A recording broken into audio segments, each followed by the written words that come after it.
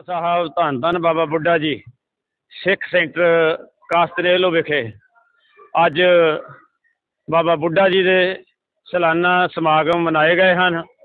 सो संगतां ने बहुत ही बढ़ चढ़ के सेवावां कीतियां हन।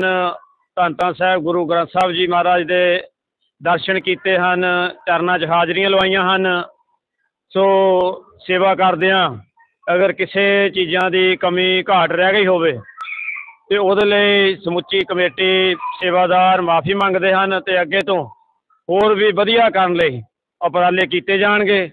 सो संगतां दे सहयोग लई एक बार फिर समुचियां इत्थों दीयां सेवादार संगतां वल्लों बहुत बहुत धन्नवाद किया जाता है जी। नाल ही समुचे मीडिया का जिन्हां ने आण के इत्थे सारे कवरेज की है प्रोग्राम की, उन्हां दा भी बहुत बहुत धन्नवाद जी।